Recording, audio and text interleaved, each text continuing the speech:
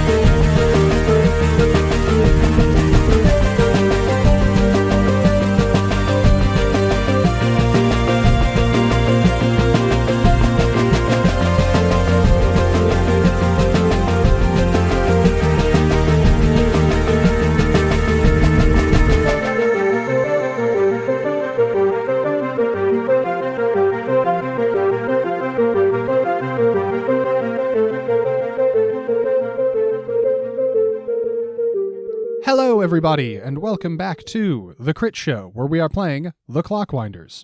Got it in one. Thank you, yeah. Let's just point it out every time. Every time I get it right. Let's just praise him for doing his job Let's right. make a big to-do about it. Last time, our protagonists examined the corpse of a dead clockwinder, where they learned a little bit of history about the location. They cleared the quicksand, made their way to the Movement Core Grove, and encountered the Clockwork Guardian, Arkady J4. They were able to, pretty quickly and without any collateral damage, subdue Arkady J4, get him repaired so that he no longer saw them as foe, and he is now offered to act in their service. And that is where we find you all now. You are standing in the grove with a much more relaxed, well, I mean, he's still like an 8-foot-tall robot, so there's only so relaxed he can get, but a much chiller Arkady J4 standing before you. Are you aware of all of the jobs that you have when it comes to this location? Can you elaborate?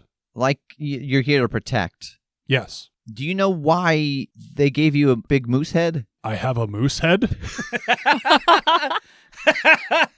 Yeah, and a third arm. That one I am aware of. He swings the hammer around lackadaisically with that arm. I guess there's not a lot of mirrors in the swamp. Yeah, but you got a moose head. I believe it was for the intimidation factor. There's a lot of that going around. It's working on you, Kade. Am I the target audience? Yeah. Arkady, can you give us a little bit of information about this area? We're here to inspect the movement core and, well, to fix it. He turns on a heel and starts marching back towards like the center of the grove. Follow him. Yeah. And as you are following along, he starts talking. You can tell with each step that like it gets a little bit more slushy, a little bit splashier as you get closer to the center of this grove. But he says, the Ether Swamp Movement Core, hidden in a grove in inaccessible terrain. Only the Clockwinder's rail line could comfortably reach it. And you see him kind of like pause and think, and he says, though the Clockwinder rail line is no longer operational, the Movement Core is severely damaged and largely submerged. Repairing it will be no simple task. When you described him going back to the center and then us all following, I so clearly had in my head like where the wild things are art with like big moose robot and just us little things following him. Well, how do we get to the movement core? I can raise the core above the surface so that it will not incur any additional flooding. But what damage it has already suffered, I am afraid you will have to deal with yourself. Well, that would be marvelous. Yeah, like, is there a reason that it's down there other than it hasn't been lifted up, or is that where it has to be to, like, function most of the time? As intended, the movement core existed halfway sunken into the ground. The degree to which it is now submerged is due to the changing landscape. I must ask, is it you that's been pruning the foliage? Indeed. Do you like it? Yes, I rather do. It's beautiful. Thank you. He starts to walk along a little like garden stone path. There are a few of them that lead from the outer edge to the center, like kind of spokes on a wheel. And he walks over to one particular stone and puts one foot on it, and you see it like sink a little bit, and then puts the other foot on it, and it kind of drops down. He drops like calf deep in the ground, sinking this stone. And as he does, you see movement just in the dead center of this grove as the swamp water and the plants start to slide away as a mechanical housing raises up out of the ground. Wow. The core is contained within a series of locks and doors to keep moisture out and ether in. Some of them are compromised. That's a lot of moving parts. Well, maybe we can do something about the housing as well while we're here. That way it doesn't deteriorate quite so fast. I wonder, Arctis-J4, is it possible to add to your programming? Can you elaborate? Let's say, for example, that you were to follow us around and watch as we repair the core. Could you take in those methods and implement them if needed? Einon, he's not a clock winder just because he's made out of clock parts. Well, no, of course, but I thought more as a preventative measure. If he were able to keep things tidy in a manner that would prevent them from breaking down faster, that might be helpful. I mean, I'd be surprised if he could repair the actual core, but we might be able to program him to like, oh, the water rises again. You have parameters to raise it without someone telling you or something like that. Yes, there we are. My capacity to troubleshoot is limited. Were I programmed with extensive direction that covered all possible scenarios, I could, theoretically, follow any directive. But, from my understanding of ether and the movement cores, the repairs process can be unpredictable. Were I to hit a snag in a process, I would not know how to proceed, and may leave it in a worse state than when it started. That is fair. Then I might ask, since you seem to have a level of pride, whether engineered by yourself or programmed in, at the lovely state you've kept the Grove, maybe we also add parameters to keep what we fix in a lovely, clean state. I feel like you're trying to trick him. No. I think it's just a matter of motor skills, too. Oh, well, yes, that's fair. Like, it's not a word problem. Like, he's not doing it just because... I can hit the slime with a hammer. Yeah, exactly. Do you wish me to hammer off the slime? No. No? No. No! Yeah, no. You just do what you're programmed to do, and we'll take it from there. Yeah, let's not... But this is our first... Well, technically our second one. Let's not do the ropes course here. Very well. I will remain here on the keystone, so that it does not drag you down below the surface. Yes. Yeah. Please, that would be great. All right. I'll keep an eye out. So what exactly does this, like, mechanical housing look like that has raised up out of the ground? So it looks kind of like a submarine. I mean, picture like a big metallic sphere that seems to have like hatches on it. And all you are looking at is like the outer layer. From what he has described, it sounds like there are compartments to this. And it is pretty sizable, like the size of a cabin, like a small cabin or something. Like it seems like you will have to get inside of this and navigate within it to reach the actual movement core. So this casing seems larger than like the grandfather clock that you found the last one in, but it seems like it's more like to protect this one from the elements surrounding it. All right, well, I'm going to open up the compartment on Smee and like grab anything I think I might need and look at Maxine. Don't take anything with you. You're afraid of getting wet, I guess. Oh, I'm bringing everything. I don't know what's going to happen in there, but this is amazing. Multiple locks and measures to keep the water out. This is incredible. Yeah, like I wonder why it was underwater. Is it just had to be that close to like the actual Earth? I mean, it's a lot more defensible to be hidden under the ground. The last one was sealed away in a tower inside a clock. I wonder if we can like piece that. Wouldn't that be wild if like, oh, look, this one was inside of a tower and this one's in an orb underwater. If like we see them all, what if we could figure out what they were for, not just what they did? You know what I mean? I can't think that far ahead. No. Yes. Let's just focus on the door in front of us, maybe. Okay. Yeah. All right. And I will try to open the first hatch. All right. What's your physique like? Smoke it. Every year that passes, not better. I think this one's going to require a physique roll to get this first door open. It has long been submerged. It is rusted. It is hermetically sealed. So I think this is going to be an overcome with physique, and you're trying to beat it's not extraordinarily difficult. I think it's trying to beat a 3. Okay. While we're outside. Can I get Smee's help on this one? Sure. Okay. I imagine he probably can't fit inside? Question mark? I don't know how big the door is.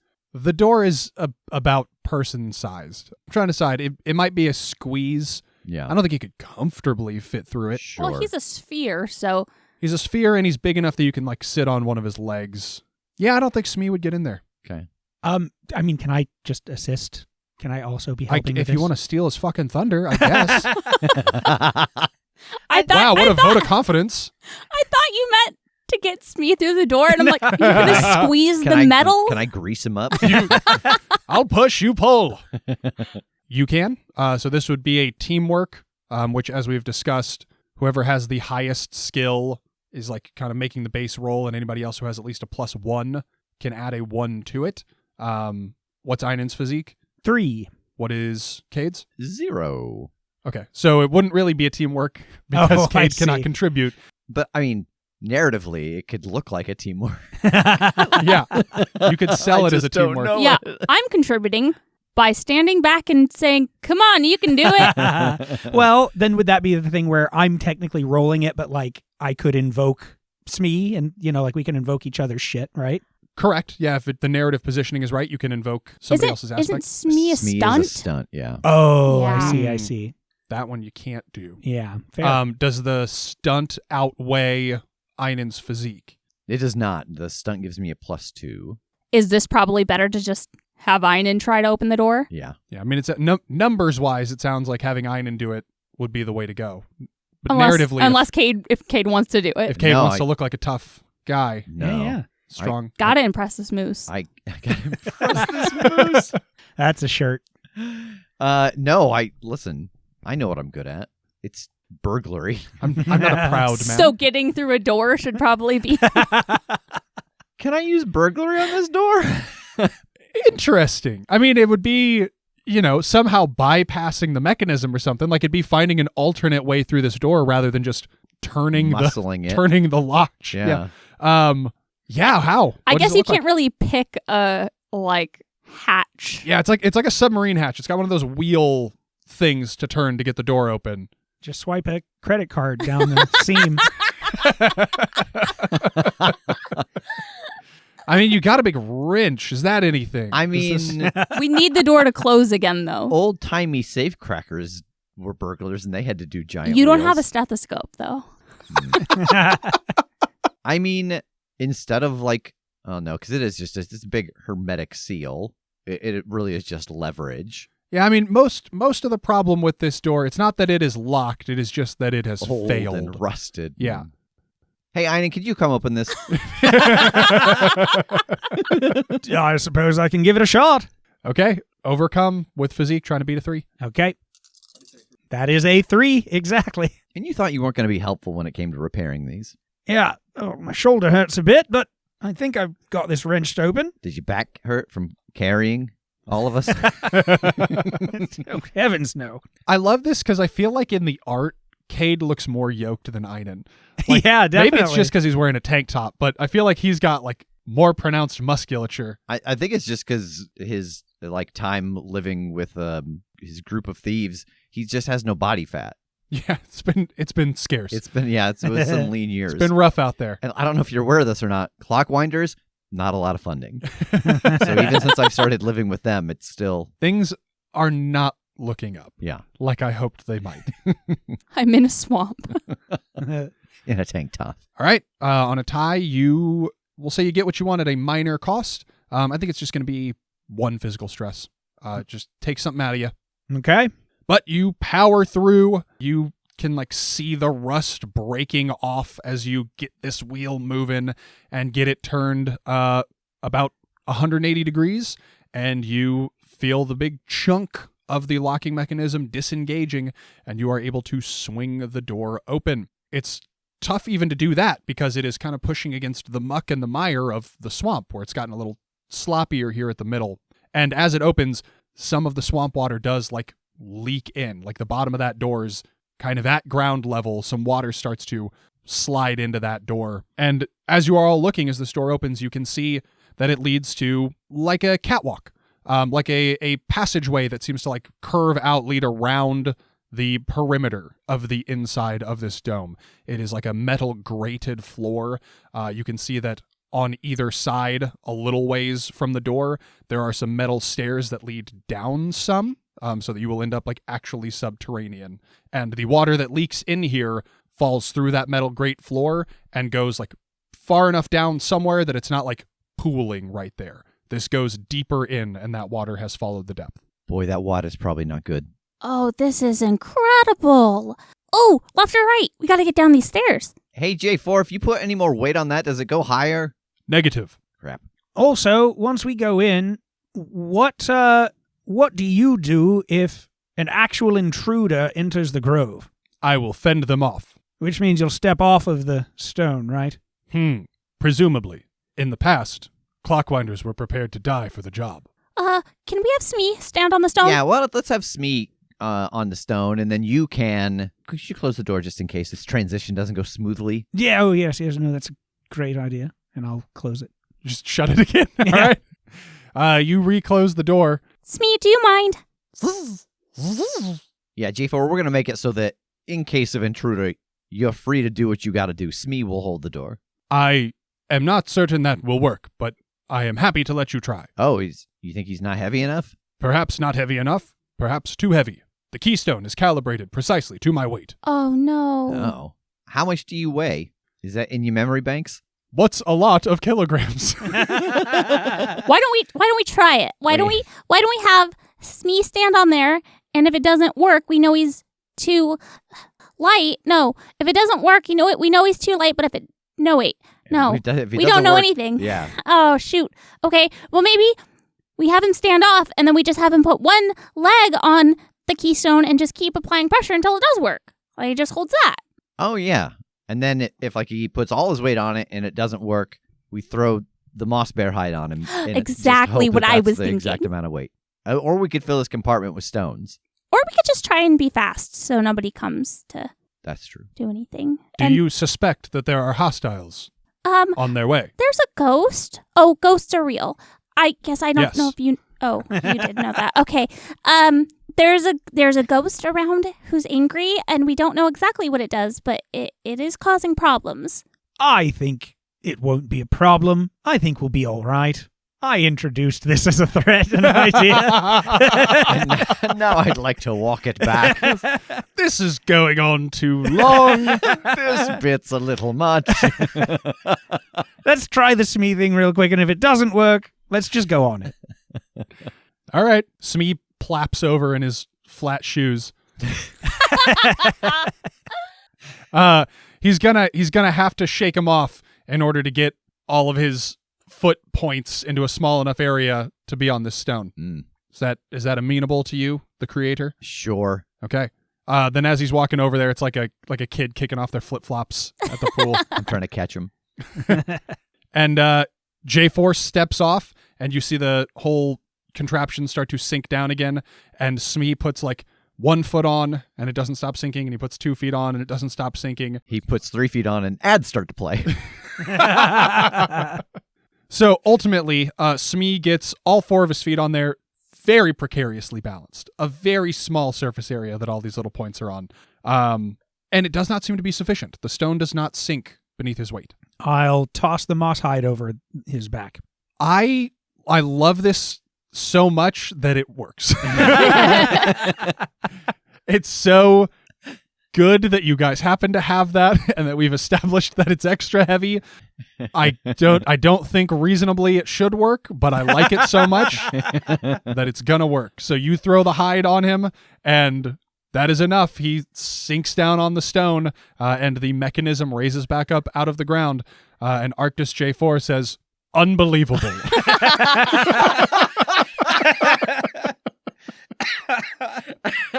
Okay, Einon, open the door back up. Yes, all right.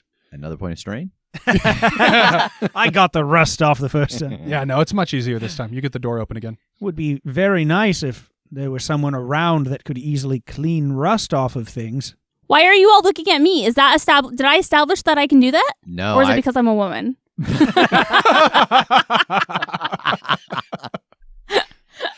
I'm also confused. That was a pointed statement, but I'm not sure who it was pointed at. Oh, is it because you wanted to make the the moose guy cleans Yes, stuff? absolutely. Yeah. He can Oh. clip hedges. Oh, I see. He can Clean rust. he can Those are run a interchangeable wash skills. rag over a thing. He's That's not how you get rid of rust. Well- It's with more water. A dry one. He's looking at you, and he affirms, "Indeed, that would be handy." As he ties on his little bonnet thing and pulls out his hedge clippers and starts to head back over towards the bushes. "I will keep an eye out for threats." And he starts clipping stray growths. We'll keep an eye out for steel wool. Well, he is very good with the hedges, at least. As soon as that door's open, I'm heading in and I'm just picking a direction. I'm going left and heading down the stairs. Yeah, follow. Yep. Okay. You guys head down the stairs on your left.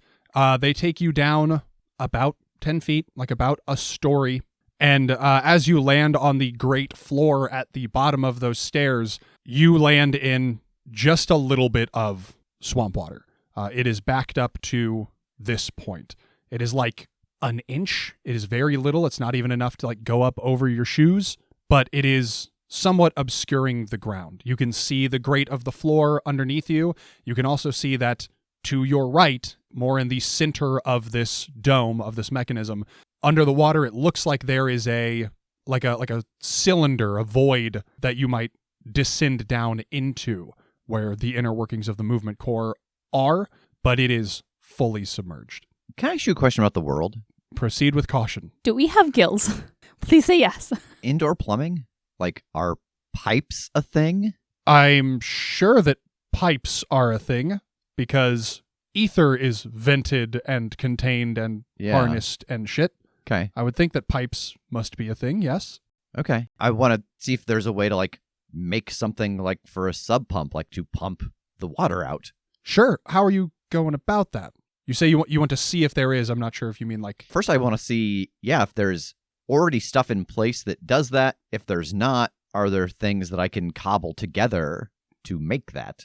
All right. So you are trying to determine if this system already exists or if it could be, like, finagled. I think that sounds like trying to create an advantage, trying to either reveal an existing aspect or, like, create a new aspect. So why don't you create an advantage with investigate, because you're scrutinizing, and you're trying to beat I don't think this one's too tough. I think you're trying to beat a 2. Okay. And I'll explain why if you get it. So I'm at a 2. Is there a benefit to going up only 2 more points? If it's an aspect you are trying to create, if you are going to dictate a new aspect, then it would get you a free invoke rather than just a boost. If it is an existing aspect you are trying to unveil, either way it is a free invoke. I think I'm trying to learn about one that already exists. Okay.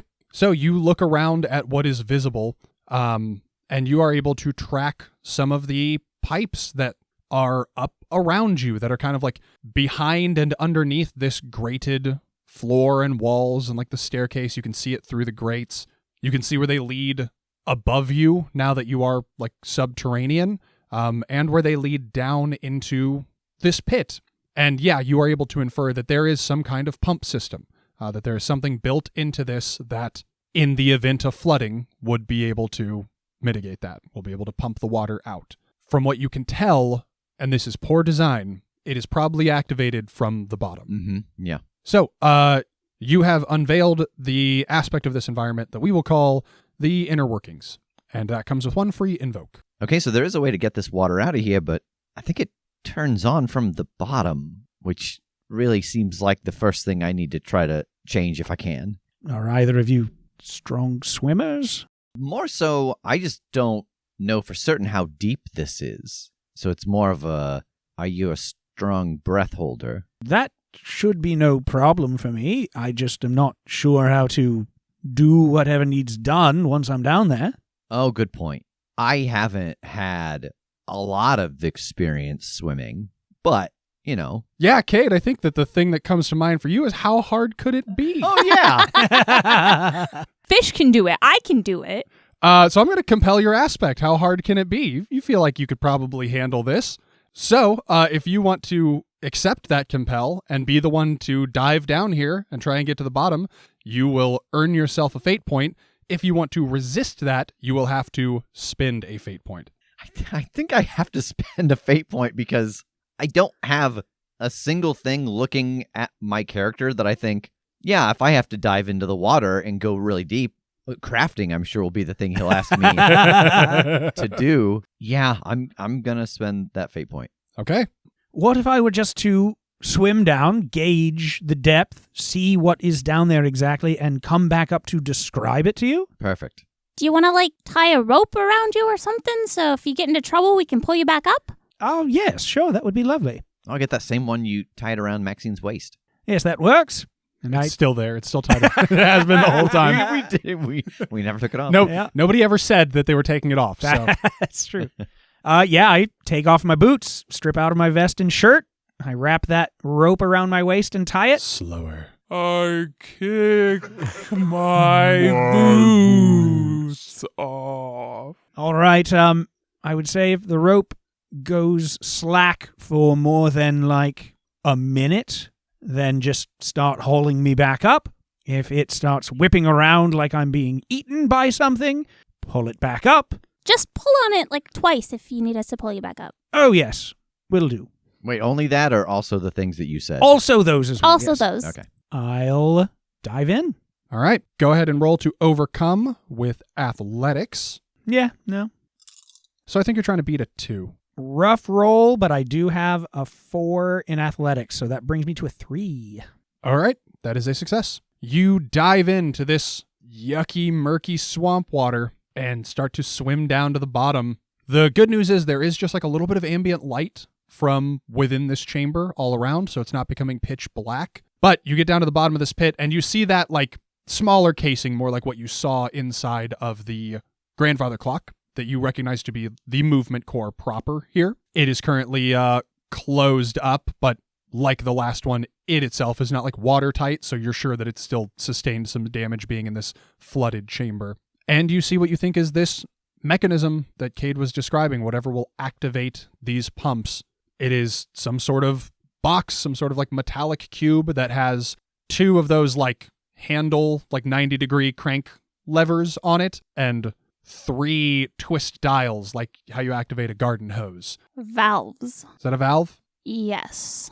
All right. And they are sort of like the 2 90-degree ones are up top, the 3 twisty ones are down low, and you can see 2 big pipes emanating from the front of this box that seem to kind of like lead to the wall and up, and then 2 big pipes coming out of either side of this box that seem to go kind of like into the bottom level of this chamber. All right, well, if it doesn't look more complicated than that, gonna go ahead and pull those levers and see if I can twist the valves. All right. So you're just going for it. This was not the plan, to my understanding. No. You were going to report back. You haven't taken the time. You haven't said anything about like trying to determine what any of those do. You just said it was the easiest. So I've drawn myself a diagram and I've decided how this mechanism operates. Okay. So you tell me what you're doing. Okay. And I'll see if it's the right things in the right order. And we'll see what happens. All right. Then I want to swim up to one of, you said there's 2 levers. 2 levers, Mhm. 3 knobs. Okay. I'm going to pull the lever to my right, crank that thing to the opposite orientation. Okay. Nothing appreciable seems to happen. I'm going to push it back to where it was Uh-huh. and then pull the other lever. Hold on, I've forgotten what order I decided this went in. Oh my god. I thought you said you wrote it down. I drew it. And I forgot what order. Just write little numbers by them. I'm gonna now. So wait, you're doing the one on your left? Yes, Yeah. I've put the other one back, Yes. and now, yeah. Okay. You turn the one on your left and you can like feel some pressure shift in this chamber, like something's happening.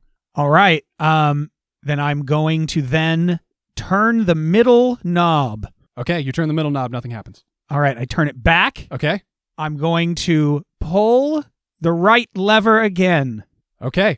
Yeah, you feel some weird pressure shift. Up at the top of the chamber, the water level starts rising. Oh no.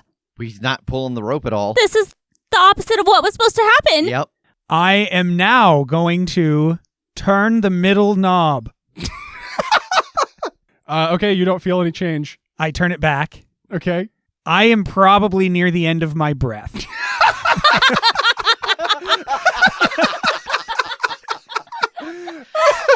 You think that? Just wait till you try to swim up to the now higher water level. Seems deeper than it was before. And in reverse order, I'm going to put the levers back Okay. and then swim up. Okay. I think this is going to be another overcome roll. I think this one's going to be with physique because it's about breath holding. And Yeah. you don't know yet that it's further up than it was down. So I think you're trying to beat a 3 on this one. Okay. Easy. 5. All right. You hold your breath. You get up to that lip where you came in from. And weirdly, it's still like a foot deep. That's not how it was when you went in. But your head breaks the surface of the water and you see your friends standing on the ledge. Oh, Einon, what did you do? Yeah, water's getting higher. Well, it was just a couple of levers and a few knobs. So I assumed, if the orientation in which they happened to reside at the moment was keeping the water there, I figured I'd toggle a couple of things and hopefully remedy that, but I may have the order in a bit of a discombobulation. Okay. What did it look like? And I describe it, the couple of levers, the 3 valves. With what he has described, can I try to puzzle out, what's the order this should go in? Yeah, give me an overcome. I think this will be with crafts. And thanks to his reconnaissance, I think you're only trying to beat a +2. 3. All right. You will get what you want. You also do still have the free invoke if you wanted to turn this into a success with style and get a boost out of it. Yeah, I think I will. I keep reminding myself that, inner workings does not go away once we spend the one. That's just the free one. Correct. So, yeah. All right. So that's a success with style. Mark that you have a boost now. And you are able to draw yourself a little diagram that looks a lot better than the one I drew, presumably, and figure out the order of operations here. So left lever needs to go, and then either of the bottom 2 corner valves, and then the other of the bottom 2 corner valves, and then the center valve, and then the right lever. And when you say either of the 2 sides, does that determine, one makes it go up, one makes it go down, or is it just... Nope. Think of it's just like opening 2 different inflows from 2 different points Yeah. of the chamber. Okay. Yeah, so I will convey this to Einon's floating head. Oh my God. Severed? No, wait. Oh, I was actually, on the right track for a moment there. Oh, well. Well, and I get back up out of the water and dive in again for full force and effect. Okay. You dive back in. Considering you now know exactly what you're getting into and what you need to do when you're down there, I don't think this necessitates another roll. So you manage to make your way to the bottom, work those mechanisms in the order that Kade told you to, and as you do, you feel like the water pressure starting to change, you hear things starting to flow, and then you can feel some current around you, and up top you guys see the water level start to lower. I think faintly from out the door up above, you hear Smee just kind of go, Zzz? Like he must see this water coming back out somewhere on the surface, and he seems confused. But it is not a sound of panic or anything. They do not seem like they are in trouble. But it takes a couple minutes as this water level just drops and drops and drops and drops. Einon, what are you doing as the water level starts to drain? Yeah, I mean, just to avoid getting pulled into any of the tubes or anything like that, I would probably just try to swim up and get to something I could hold on to. Okay, yeah, you swim back up to the surface, which in this case is closer than when you dove in. Yay. And you're able to grab onto that lip up there and hoist yourself up with your compatriots before the water is too low for you to do that. Yeah, we'll pull on the rope as well to help get him up faster. You know what? That also makes sense. Good call. So you guys stand up on the ledge, watching the water level drain. And as it does, you can see much more clearly now, there is a ladder that will lead down into this pit. So you guys will have a safe descent once the water is gone. Over the course of the next few minutes, it all dries up and you hear a slurping sound as the sump pump gets to the end of its work. And then it seems to power off, knowing that there is nothing left to pump out. You are standing at the very top of a dry, damp, not flooded chamber. Going down the ladder. Okay. How? With my hands and feet. With reckless abandon? Yes. Like you doing that Spec Ops, just sliding down the sides? No, I'm very much Dang it. each foot underhand going down. Going down underhandedly? That seems... I'm trying to get there quick, I can't see anything on your character sheet that I could compel to make you do this a dumb way, so fine. Fine. You go normally down the ladder, I guess. Getting to the bottom, again, your boots clunk on this metallic grate floor.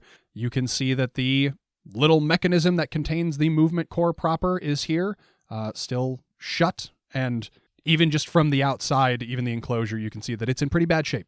Oh no, we've got to get in there. This is bad. Like, even once we fix this and we just put it back the way that it was, like, that's a bad setup. Well, I mean, think about it this way. It's a good way to keep people from getting to the movement core.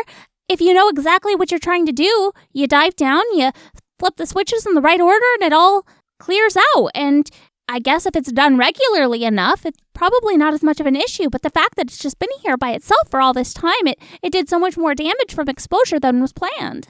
I mean, are people trying to get to the cores? I mean, it's an incredible amount of ether. Any of the Fae that are wanting it, or ether magicians that want a closer source of power?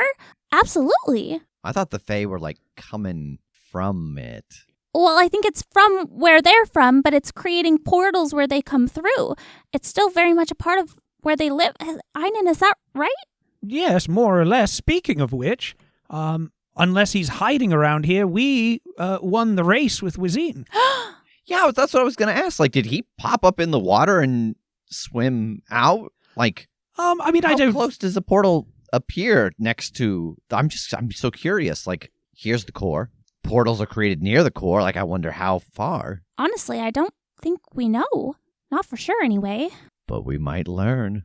I hope so. This has been a very specific focus of much of my studies. I mean, can you imagine that? Can you imagine, like, 2 years from now, there's a book, and it tells you, oh, yeah, magic creatures, they come through the portal, and it's this much of a radius around a movement core, and if you do this, wah, wah, wah, wah, wah, and it's written by you. Your name is part of Clockwinder history because you answered the questions nobody had answered before. That's too much information to think about it being fully understood in our lifetime, let alone by... No, okay. Oh, you got to be open to the possibility. Maybe.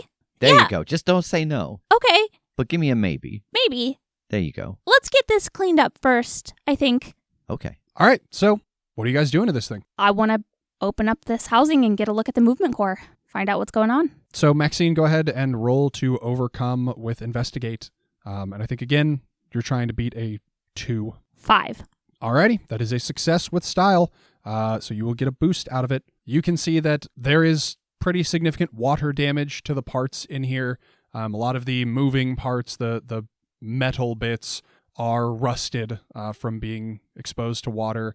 You can see that the quartz on this one are damaged. They're not like spent like the last ones were, but they are corroded from the elements, so they will again need to be replaced. But basically a very similar degree of damage to the one at the Dawn Palace, just different circumstances based on how it was damaged. But it'll require some cleaning of the moving parts and a replacement of the ether quartz. Ugh, it's a mess in here. It smells so bad. We gotta replace the weights again, the ether quartz weights. They're not broken like the last time, but they look sickly. And really just kind of cleaned up again. It's not too different from the Dawn Palace. I honestly expected much worse. Well, that's not bad. We brought those other corpses with us, so maybe we can use one of those again for the replacement weights. Yeah. I wonder if there's some way to... Well, I'll figure that out later. I'll be right back. I'm going to go get the corpse out of Smee. Oh, will that offset his weight? I'll take the old quartz and put it inside of him. Oh, there we are. Nice. Very Indiana Jones. Yeah, because that's what I wanted to do is, like, I wonder if there's a way to, like, fix these. So I want to take the old ones since they're not as broken to see if there's something to be done with them. Okay. Yeah, you head back up and out of the chamber, and when you step back out, it's a little bit swampier out here now. It's like, some of that liquid clearly drained in this vicinity, but not bad. Not so much that it's pouring back in the door or anything. You can see that Smee is still standing on the keystone, and Arctis J4 is having a chat with a tiny little gnome in a hat who is sitting on top of the bushes nearby. Hey, you're late. Wazine looks over in your direction and shakes his tiny fist. Curses! How you doing? Good now. I got terribly lost. Oh, I'm sorry. Yes. The water is quite murky. I was traveling in alligator form and couldn't see very good. Then I got hungry. Then I got sleepy. I did take a nap, so it wasn't so much about the getting lost, but well done, though. Yes, thank you. Just 1 second. I want to go over and get the stuff from Smee and put the other quartzes in there. Okay. Yep, you make the exchange. You pull out that ether spider condensed corpse that is now a quartz. Yeah, and as I start to walk back, do you remember, like, where exactly... Was it in here that you appeared? What do you mean? Like, when you said you came over from, your home, was it, like, right here? Was it nearby? Oh, I'm not inclined to start sharing the secrets of the Fae and our travel proceedings with you. Though we have had a fun game and I would consider you a friend, you are not Fae. Oh, that's true. What if that was the prize for beating you here? He narrows his eyes. Well, we had not agreed on those terms beforehand, but I am interested in where your head's at. Perhaps another challenge. Oh. Have you anything in mind? It would have to be on a tremendous scale for me to divulge information like that. Yeah, I have an idea. Shoot. Once we leave here, we're going to go find another core. We'll race you there. Kade, I'm going to have you make a rapport roll. And I think it's going to be fairly tough because this is a big ask. But he is clearly kind of susceptible to a gamble. Knowing that he is susceptible to a gamble, could I talk you into a provoke? I think you could, yeah. Okay. I think you're trying to beat a 6, though. Yeah. That's fair. So, I rolled really badly. I'm trying to decide if I want to try to spend a point to re-roll. Can I invoke hot-headed on him, knowing that he will, like, jump at things if provoked, to spend my fate point to re-roll? To me, hot-headed would be like, you're trying to piss him off. Okay. Which isn't exactly this. I mean, I could maybe be argued contrary to that, but that's my gut thought, is that hot-headed would be like, he's quick to anger. Okay. I could do troublesome Fae to, like, he thought he was going to come here, be in the swamp. I'm trying to talk him into, like, going outside of where he thought he was traveling. That's fair. You are trying to talk him into maybe getting in a little trouble here. Yeah. Okay, yeah, I'll take that. Okay. So I'm at a 5. My first thought was invoking Clockwork Guardian, like he starts chirping in about it. He's like, oh, yes, the next closest one is X miles away, and there are these many, like, dangerous things that could be between you and it, and that, like, he makes it sound more exciting simply by describing the terrain between us and possible next option, because we don't know which one exactly we're going to next. We'd have to decide, but that he, like, has a knowledge of the lore of the world to make it enticing to him. I could get behind that. Okay, that is my last one, but that gets me to a 7. Which is a success. Ugh. Arctis stands up from where he was kneeling and clipping one of the hedges and turns to face you. The most challenging and rewarding objective would be the Cloudgate Fortress. What? Most challenging and rewarding? If we are talking about the terms of a bet and a race, and you want it to be a supreme challenge for both parties, I believe reaching the movement core at the Cloudgate Fortress would be the most satisfying bet. Why is that? It is the most difficult to reach. You will have to navigate through the Cloudgate Mountains. They contain scores of Fae of various types and temperament who will not wish to see you pass. The tower itself floats 100 yards off the cliff face. The tower is nearly impregnable. Of course, this information is dated based on my most recent understanding of the tower. As to its current condition and denizens, I cannot speak. And I think that is where we will end it. Oh my gosh. That doesn't seem like a fair bet. You can take that up with Wazine at the top of the next episode. Fair. Thank you, everybody, for joining us for another session. If you are interested in information about the game or the setting or the system, you can check out the episode description. We've got links and stuff in the show notes. If you would like to hear or watch any of the other content that we have made, check out our Patreon, patreon.com/theCritShow. If you donate, you can get your name read at the end of an episode, much like Dozer and Nuri. Thank you very much. Tune in next time for another episode of The Clockwinders, and everybody, say goodbye. Goodbye. See you later. Bye.